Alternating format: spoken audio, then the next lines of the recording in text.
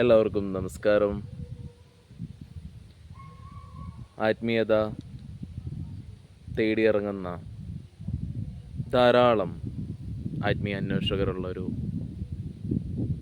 മണ്ണാണ് നമ്മുടെ കേരളം.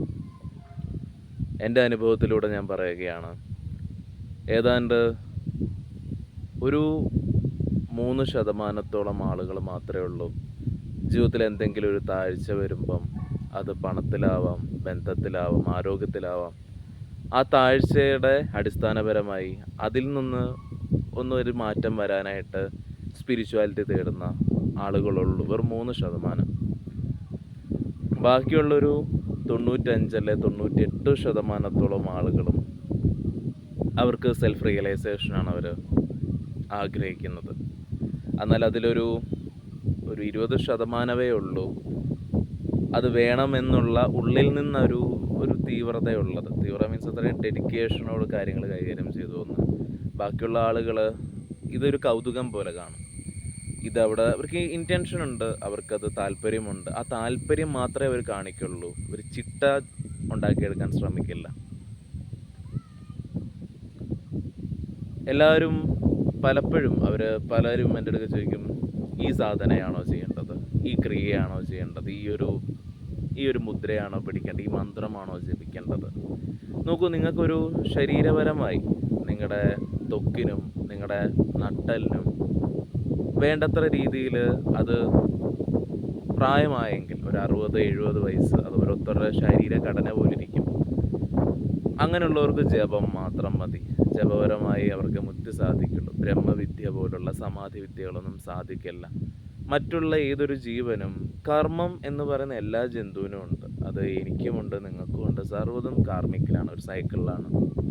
ആ കർമ്മത്തിൽ നാം ഏർപ്പെടുമ്പം കർമ്മം എങ്ങനെ പ്രവർത്തിക്കുന്നു? കർമ്മം ഈ വാക്കായും പ്രവർത്തിക്കുന്ന ഈ നിമിഷം. അപ്പം അതിനെ നമുക്ക് മറികടക്കാൻ സാധിക്കണമെങ്കിൽ നമുക്ക് ഒരു വിദ്യ അറിയണം. ആ കർമ്മത്തിൽ ഇരുന്നു കൊണ്ട് ആ കർമ്മത്തെ ഇപ്പോൾ ഒരു പാട്ട് ഇങ്ങനെ കേട്ടോണ്ടിരിക്കും. നമ്മുടെ മൊബൈലിലാണെങ്കിൽ നമുക്കത് എന്ത് ചെയ്യാം, പ്രസ് ചെയ്യാം. വേണ്ട സമയത്ത് അത് വീണ്ടും പ്ലേ ചെയ്ത് വിടാം. അതേസമയം വേറെ എവിടെയെങ്കിലും ഒരു പാട്ട് പുറത്തെവിടെയെങ്കിലും വേറൊരാളുടെ മൊബൈലിൽ കേൾക്കുവാണെങ്കിൽ നമുക്കത് സാധിക്കില്ല. അയാൾ കേട്ടോണ്ടിരിക്കണം. അല്ല വേറെ ഏതെങ്കിലും ഒരു അമ്പലപ്പറമ്പിലോ പള്ളിയിലോ എല്ലാം പാട്ട് കേൾക്കുമ്പോൾ നമുക്കത് കേൾക്കാനും നമുക്കത് പ്രസ് ചെയ്യാനും ഓഫാക്കാനും പറ്റില്ല. നമുക്ക് നിർത്താൻ സാധിക്കാത്തൊരു കാര്യം പോലെ പോകുന്നതല്ല കർമ്മം. നമ്മുടെ കയ്യിലിരിക്കുന്നതാണ്. നമ്മുടെ സ്വയമേ നമുക്ക് മാസ്റ്റർ ചെയ്യാൻ പറ്റുന്നൊരു കാര്യമാണ് നമ്മുടെ കർമ്മത്തിൽ നിന്നുള്ള മോചനം. സാധകരെല്ലാം ഇത് മനസ്സിലാക്കാൻ വേണ്ടി പറയുന്നൊരു കാര്യമാണ്. നിങ്ങൾക്ക് കേൾക്കുമ്പം ചിലപ്പം ഇതൊരു വലിയൊരു ത്രില്ലുണ്ടാവില്ല, അല്ലെങ്കിൽ ഒരു ഇൻട്രസ്റ്റ് വരില്ല. നിങ്ങളുടെ മൂലാധാരം ഉണരുമ്പം നിങ്ങൾക്ക് മറ്റേ ഈ ദൈവത്തെ കണ്ടിട്ട് നിങ്ങൾക്ക് അത് മാനിഫെസ്റ്റ് ചെയ്യാം. നിങ്ങളുടെ വിശുദ്ധി ഓണാകുമ്പോൾ നിങ്ങൾക്ക് ഇന്ന മാന്ത്രിക കഴിവ് കിട്ടാം. ഇതൊക്കെ ഒരു ആകർഷണം വരുത്താനായിട്ടുള്ള കാര്യങ്ങൾ പറയാം. പക്ഷേ സ്പിരിച്വൽ ജേർണി, അനുഭവത്തിൻ്റെ സമ്പത്തിൽ പറയുമ്പോൾ ഈ ബോഡിയിലുള്ളതെല്ലാം വെറും ലിമിറ്റഡാണ്. ഇതിന് പരിമിതിയിൽ നിൽക്കുന്ന ഒന്നാണ്. ഇതിന് വേണ്ടത് വിമോചനവുമാണ്. ഈ വിമോചനത്തിന് വേണ്ടിയുള്ള പരിശ്രമമാണ്. അതെപ്പോഴും മരിക്കുമ്പോഴാണോ സാധിക്കുന്നത്? അല്ല. ഒരു വ്യക്തി മരിച്ചു കഴിഞ്ഞാൽ അത് മരണമാണെന്നേ പറയാൻ പറ്റും. അത് എല്ലാത്തിനും ഉള്ളതാണ്. എല്ലാത്തിനും മരണമുള്ളത്. ഈ പഞ്ചഭൂതങ്ങളായിരിക്കുന്ന എല്ലാത്തിനും ഒരവസാനമുണ്ട്. അതേപോലെയുള്ള മനുഷ്യൻ്റെതിന്. എന്നാൽ മനുഷ്യന് ഈശ്വരനാവാനുള്ളൊരു സാധ്യതയുണ്ട്. അതിനെയാണ് നമ്മൾ സമാധി എന്നൊക്കെ പറയുന്നത്. ഒരു വ്യക്തി വെറുതെ കണ്ണടച്ചിരുന്നാൽ ഒരിക്കലും അവിടെ ഒരു മരണം സംഭവിക്കില്ല. ആ വ്യക്തിയുടെ പ്രാണനിലാണെങ്കിൽ ആ പ്രാണൻ എന്ത് ചെയ്യാൻ പറ്റും? ആ പ്രാണനെ അദ്ദേഹത്തിന് ബോധപൂർവം ഈശ്വരനാക്കി അലിയിക്കാൻ പറ്റും. അങ്ങനെ ഒരു വിദ്യയുണ്ട്. അതിനെയൊക്കെ നമ്മൾ സിദ്ധവിദ്യ, ബ്രഹ്മവിദ്യ എന്നൊക്കെ പറയും. അതിലേക്ക് വരുന്ന ആളുകളും വെറും 2% ഉള്ളെന്നറിയാം. എന്നോട് പലരും ചോദിക്കും, അങ്ങ് കുറച്ചുകൂടി മെറ്റീരിയൽ ആയിട്ടുള്ള സ്പിരിച്വാലിറ്റി പറയണം, എന്നാൽ മാത്രമേ ആളുകൾ അങ്ങയുടെ പ്രോഗ്രാംസിലേക്ക് വരുള്ളൂ.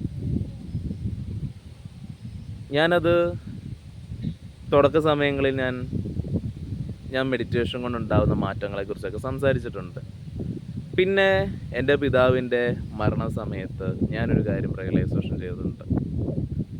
ഒരു പ്രാണൻ്റെ നമ്മൾ നേരിട്ട് നമ്മളൊരു ഡെത്ത് അതൊരു ഭാവനയാൽ നമ്മൾ വിഷമിക്കാം നമ്മുടെ ഓർമ്മകളെ ഓർത്ത്. പക്ഷെ അല്ലാതെ തന്നെ നമുക്ക് ഓരോ ജീവനെ അറിയാൻ പറ്റും. ഇപ്പോൾ ഗുരുജിയുടെ ഈവൻസിൽ വരുന്നവർക്കറിയാം.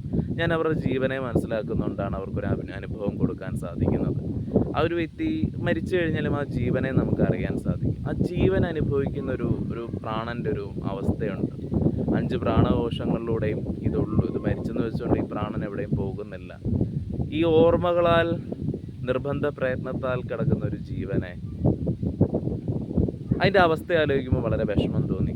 എന്നാൽ ഞാൻ ഈ മനുഷ്യനോടും എത്രയോ ഇൻ്റർവ്യൂസിലും എത്രയോ വീഡിയോസിലും ഞാൻ അത്രയും എൻ്റെ ഹൃദയം കൊണ്ട് പറഞ്ഞിട്ടുണ്ട്, നിങ്ങളെല്ലാം ഒരു തരത്തിലല്ലെങ്കിൽ ആത്മവിദ്യ അറിയണം എന്നുള്ളത്. പക്ഷേ ആർക്കും ഒരു മെഡിറ്റേഷൻ അല്ലെങ്കിൽ അവരുടെ പ്രയാസങ്ങളും കാര്യമൊക്കെയാണ്. ഇവരെല്ലാം എത്ര ജീവിക്കാം, നമുക്ക് എത്ര വേണമെങ്കിൽ നമ്മുടെ ഇഷ്ടം പോലെ ജീവിക്കാം, നിങ്ങളുടെ സ്വാതന്ത്ര്യമാണ്. പക്ഷേ ഞാൻ പറയുന്നു, ഇപ്പോൾ ഞാനൊരു ഭക്തനാണെങ്കിൽ, ഒരു കൃഷ്ണനെയോ രാമനെയോ ശിവനെയോ ആരാധിക്കുന്ന ഒരാളാണെങ്കിൽ ഞാൻ ആ ഡിവോഷൻ്റെ കാര്യങ്ങൾ നിങ്ങളുമായി സംസാരിച്ചാണ്. എപ്പോഴും സദാസമയം ഡിവോഷൻ അതിൽ എനിക്കതേ അറിയുള്ളൂ. എനിക്കത് മാത്രമേ നിങ്ങൾക്ക് പറഞ്ഞു തരാനും അതിലാണ് കൂടുതൽ ആൾക്കാർക്കും താല്പര്യം, ഭക്തി മാർഗത്തിനോടൊക്കെ. പക്ഷെ സ്വന്തം പ്രാണനെ അറിഞ്ഞ് നമുക്ക് ആ തലങ്ങളിൽ എത്തുമ്പോഴാണ് നമ്മുടെ കയ്യിലിരിക്കുന്ന ജീവൻ. ഞാനിപ്പോൾ ഒരു വർഷിപ്പ് ചെയ്യുമ്പം എനിക്കറിയില്ല എങ്ങനെ അത് സംഭവിക്കും. ഞാൻ മരിച്ചു കഴിയുമ്പോൾ സമാധിയാവോ, മഹാസമാധിയാവോ, എന്നെ ശിവനിലേക്ക് എനിക്കൊന്നും അറിയില്ല. ഞാൻ ആ ഡിവോഷൻ മാത്രമേ ഉള്ളൂ എനിക്ക്. എന്നാൽ പ്രാണനെ അറിയുന്ന ഒരാളെ സംബന്ധിച്ച് നോക്കുമ്പം എവിടെയും ഒരു ഡിവോഷൻ വേണ്ട അവർക്ക്.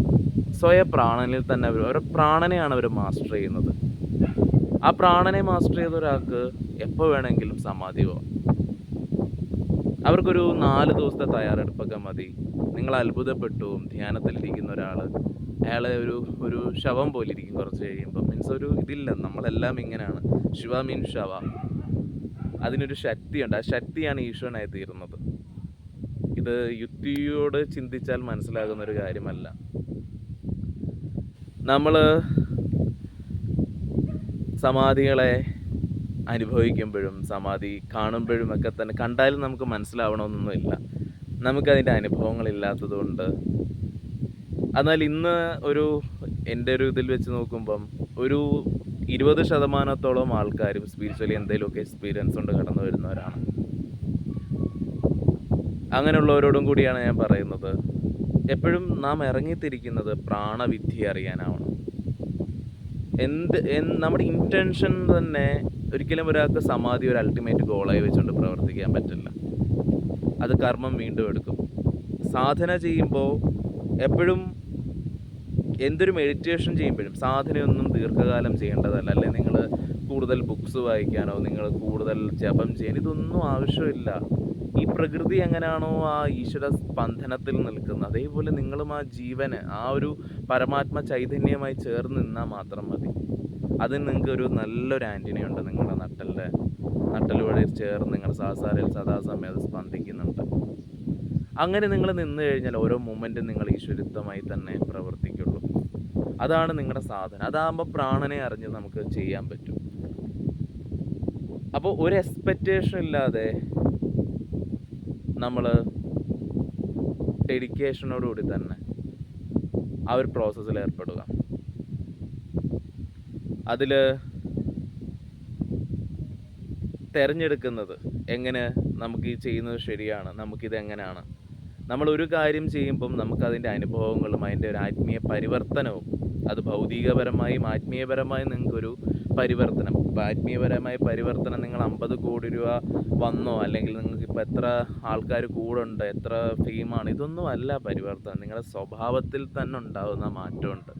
നിങ്ങൾ അതൊക്കെ പ്രതീക്ഷിക്കുന്നതും എല്ലാം എത്ര കപടത്തരമാണ്. ഇപ്പോൾ ഒരാൾ കോടീശ്വരനാവാൻ വേണ്ടി സാധന ചെയ്യുന്നുണ്ടെങ്കിൽ, അല്ലെങ്കിൽ അവരൊരു വലിയൊരു ലക്ഷറി കാർ എടുക്കാൻ വേണ്ടി സാധന റിയൽ സാധന ചെയ്യുന്നുണ്ടെങ്കിൽ അയാൾക്ക് അതൊന്നും വേണ്ടാതായി പോകും. അതൊരു ഉപേക്ഷയല്ല, പക്ഷെ അദ്ദേഹത്തിന് കുറച്ച് കാര്യങ്ങൾ വ്യക്തമായി മനസ്സിലാക്കാൻ പറ്റും. ജീവിതത്തിന് വേറെയും കുറേ ആനന്ദവശങ്ങളുണ്ടെന്നുള്ളത്. അതേപോലെ നമ്മൾ ആ ഒരു സമർപ്പണ ഭാവം എന്ന് വെച്ചാൽ നിങ്ങൾ ഡെഡിക്കേറ്റഡ് ആവുക. നിങ്ങൾ ഡെഡിക്കേഷനോടുകൂടി, നിങ്ങൾ അച്ചടക്കത്തോടുകൂടി ഒരു കാര്യം ചെയ്യുമ്പോൾ, ഒരു ഗുരു ഒരു മന്ത്രം ജപിക്കാൻ പറഞ്ഞു, അത് 12 തവണയാണ് ഒരു ദിവസം ജപിക്കേണ്ടത്. അത് നിങ്ങൾ ആ 12 തവണ കൃത്യമായി ചെയ്താൽ മതി. അതെത്ര വലിയ സാധനമാണ്, എത്ര ചെറിയ സാധനം, അങ്ങനെ ഒന്നുമില്ല. നിങ്ങളത് ചെയ്യുക. ആ ചെയ്യാനുള്ള നിങ്ങളുടെ ഉള്ളിൽ നിന്നുണ്ടാകുന്ന ആ താല്പര്യമാണ് നിങ്ങളെ കൂടുതൽ കൂടുതൽ എത്തിക്കുന്നത്. ആവശ്യം നമുക്കാണെങ്കിൽ, വിശപ്പ് നമുക്കാണെങ്കിൽ, നമുക്കാണ് ആ ഒരു ഉള്ളിൽ നിന്ന് നമുക്കുണ്ടാവണം. നമുക്ക് വിശക്കുമ്പോൾ ഉണ്ടാവും ഭക്ഷണം വേണമെന്നുള്ളൊരു താല്പര്യം പോലെ ഈശ്വരനെ അറിയണം എന്നുള്ള താല്പര്യം ഉണ്ടാകണം. അല്ലാത്തവർ ശ്രമിക്കണ്ട. ഈ യൂട്യൂബ് വീഡിയോസ് കണ്ടോ അല്ലെങ്കിൽ മോക്ഷം കിട്ടുമെന്നോ ഈശ്വരന് ഇന്ന എക്സ്പീരിയൻസ് ഉണ്ടെന്നോ ആനന്ദമാണോ ഒന്നും നിങ്ങൾ ശ്രമിക്കണ്ട. നിങ്ങൾക്ക് താല്പര്യമുണ്ടെങ്കിൽ മാത്രം നിങ്ങൾ ശ്രമിക്കുക. എന്നാൽ മാത്രമേ നിങ്ങളിതിൻ്റെ കൂടുതൽ തലങ്ങളെത്തുള്ളൂ. ആ തലങ്ങളെത്തിയാൽ നിങ്ങൾക്ക് പിന്നെ ശ്രമം വേണ്ട. നിങ്ങൾ വേറൊരു സ്റ്റേറ്റിലേക്ക് തന്നെ പോകും. ഇതാണ് ആത്മീയതയുടെ വഴി. അതൊരു പുഴ പോലെയാണ്. ഒഴുകി ഒഴുകി അതങ്ങ് സമുദ്രമായി തീരും. കണക്ട് ചെയ്താൽ മാത്രം മതി. എല്ലാവർക്കും നമസ്കാരം.